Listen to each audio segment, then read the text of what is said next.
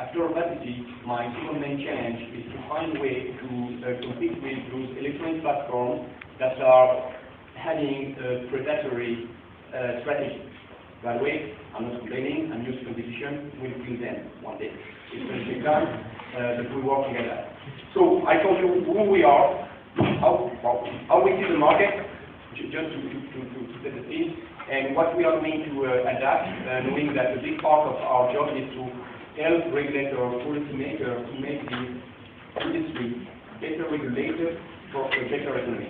I will pause here. I think the most valuable part would be to discuss with questions which are going to be more accurate. Okay?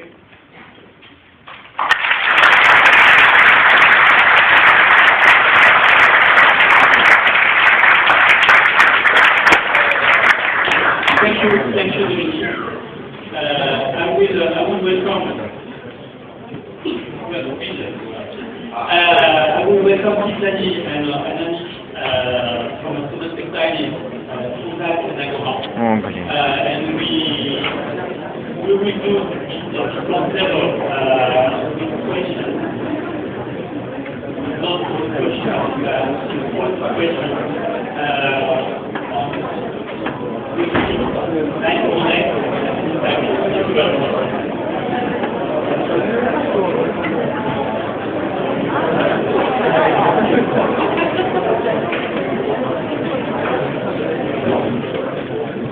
So we're going to start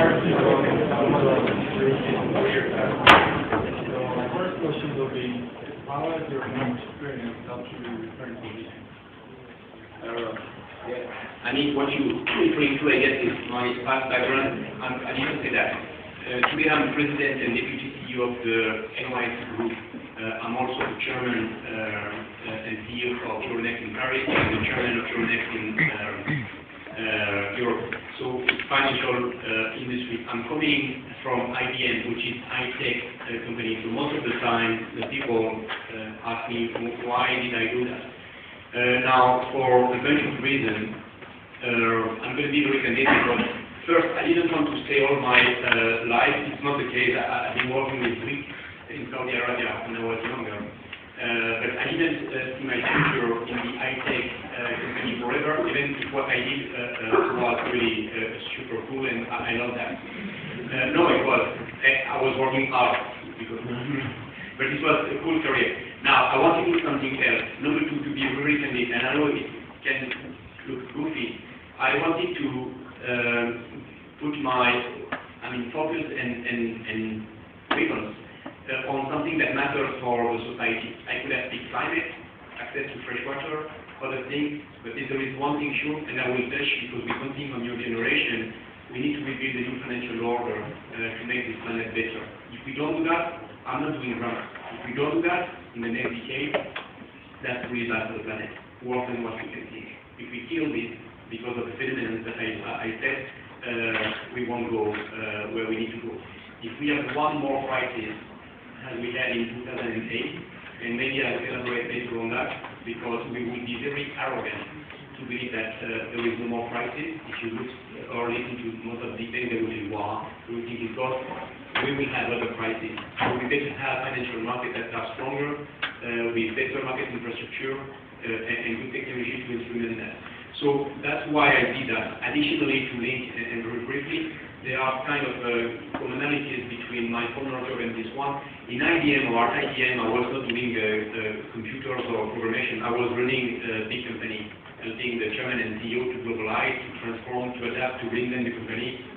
I was managing, I think, 60,000 people when I left, so I was leading the company. When you lead a company, wherever you go, you still have the same question on your mind, which is, what is my market? What do I want to do in my market? How do I segment my market? What do I select and deselect? Where is going my market in terms of value recognized? Then how do I capture this value in the most effective way? And how do I align my organizational capabilities and my skill and my people to get that done? On top of that, there is commonality in all large-scale company, which is, what's a leader, right? And you can apply that in our industry, and my own definition of leadership, which I wrote.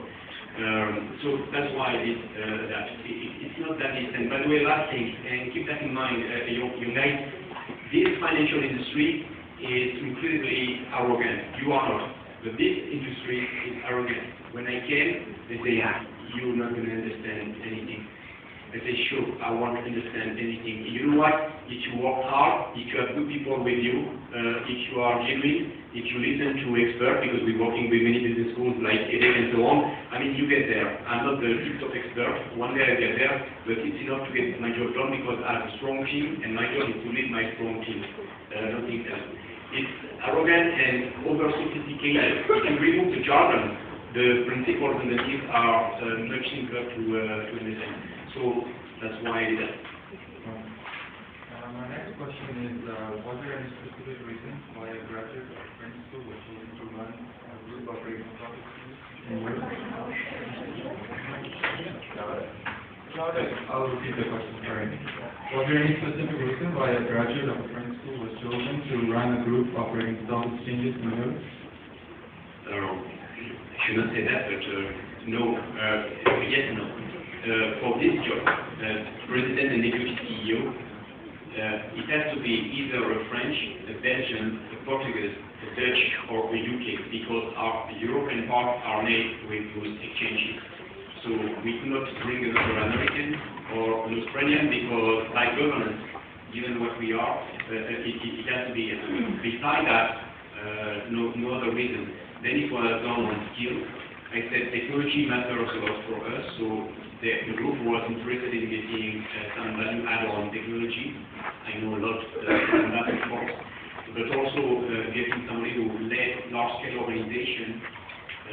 NYSE is smaller, it's 3,000 people. Again, I manage 20 times that, so that's good value. And also, which I'm saying that with a lot of humility, because I think where there is no recipe, I was part of a group that has done a lot on transformation and globalization.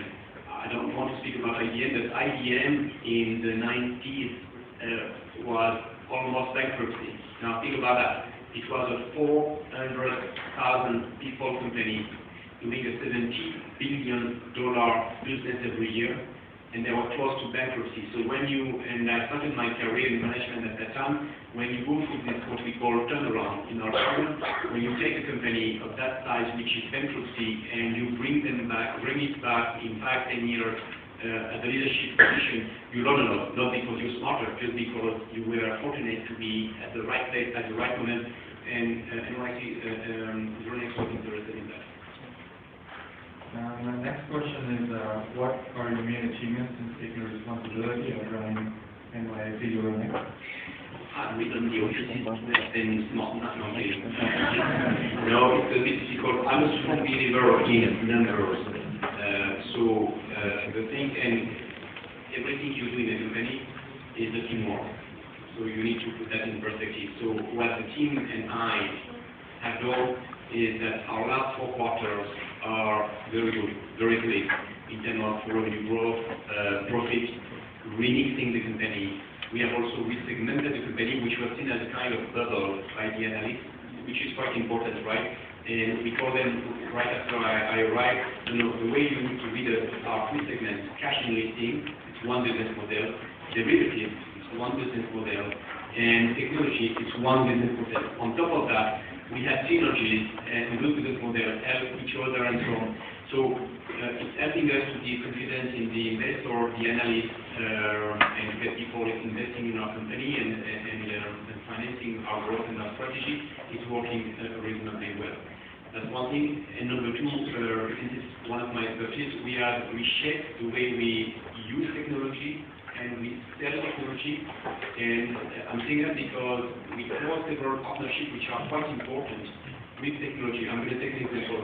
You cannot go to China or Russia and tell the Russian you're going to buy an exchange. You cannot do M&A, merger and acquisition, because the Russian will tell you, who are you? You're not going to buy anything in Russia until Putin and Medvedev have said yes. Until we're quite polite, we don't say yes. So the only way of becoming global is to close partnership without buying them, right? So to close partnership, you need business expertise and a brand name, and you also need technology because we are 10.